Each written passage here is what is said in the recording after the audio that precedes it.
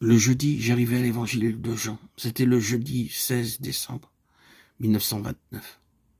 Ce jour-là, une pensée se présenta à mon esprit. Je me dis en mon cœur, c'est un très bon livre, mais ce livre ne s'adresse qu'aux Américains ou aux Européens. Nous avons nos livres aux Indes, mais la Bible n'est probablement destinée qu'aux Européens ou aux Américains. Pendant que ces pensées affluaient en moi, je ressentis nettement la présence de quelqu'un qui pénétrait dans ma chambre et s'approchait de moi. Je ne pus voir cette personne, mais j'étais parfaitement conscient de sa présence. Cette personne me dit, ne parle pas ainsi, ce livre est aussi pour toi. Je te dis, je te dis, je te dis. En entendant ces paroles, mon cœur se mit à battre très fort. Je dis alors, Seigneur, dans ce cas, je suis un pécheur. Je me mis à genoux, disant, Seigneur, sans rien connaître de la Bible, j'ai parlé contre elle, et je l'ai déchirée. Je suis un grand pécheur. À ce moment-là, je pus discerner sur mon propre corps des taches noires et une odeur nauséabonde émana de ma personne. Alors une voix fit entendre ces paroles. Baksing, ces taches que tu vois et cette odeur que tu sens viennent de ton péché. Je vis mes péchés. La Bible dit, mais si vous ne faites pas ainsi, vous péchez contre l'Éternel, sachez que votre péché vous atteindra. Nombre 32, 23. Comme la Bible le dit, je pus clairement voir mes péchés ce jour-là.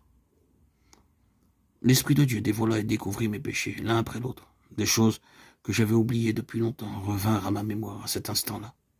Lorsque le Seigneur Jésus-Christ dévoile et amène au jour nos péchés, il le fait par amour et pour nous pardonner. Quand les hommes dévoilent nos péchés, ils ne le font que pour nous blâmer. Mais le Seigneur Jésus-Christ nous aime et c'est pour cette raison qu'il dévoile nos péchés afin de nous les pardonner et de nous bénir. Ce matin-là, lorsque je vis mes péchés, je m'humiliais, je les confessais devant Dieu et je dis, oh Seigneur, c'est tout à fait vrai. Bien que j'ai caché mes péchés aux yeux de mes parents, de mes amis, de ma famille, je les confesse à toi, je regrette beaucoup. J'ai fait toutes ces choses honteuses, j'ai souillé mon corps, j'ai inventé toutes sortes de mensonges pour dissimuler mes péchés. J'ai trompé mes parents pour obtenir d'eux de l'argent en leur présentant une fausse comptabilité. Oh Dieu, dis-moi, y a-t-il un espoir pour un si grand pécheur? Je suis misérable, j'ai de l'argent, mais pas de paix. J'ai de la culture, d'éducation, mais ma vie est une faillite. Seigneur, dis-moi, existe-t-il vraiment un espoir pour un si grand pécheur? Et il eut une voix douce et subtile qui me dit, ceci est mon corps qui a été brisé pour toi, ceci est mon sang qui a été versé pour la rémission de tes péchés. Je répondis au Seigneur, ces paroles dépassent mon intelligence. Je ne puis les saisir et les comprendre.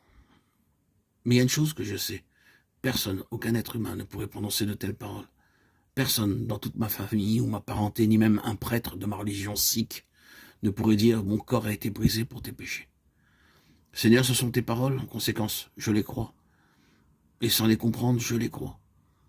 Ton corps a été brisé pour moi, et ton sang a été répandu pour la rémission de mes péchés. Quand je lui ai exprimé ces paroles, la voix se fit entendre à nouveau. Mon fils, va en paix, tes péchés te sont pardonnés, et je fus complètement transformé, comme la Bible dit. Si quelqu'un est en Christ, il est une nouvelle créature. Les choses anciennes sont passées, voici toutes choses sont devenues nouvelles et tout cela vient de Dieu. 2 Corinthiens 5, 17. Ces paroles furent mon expérience ce jour-là, à l'instant même.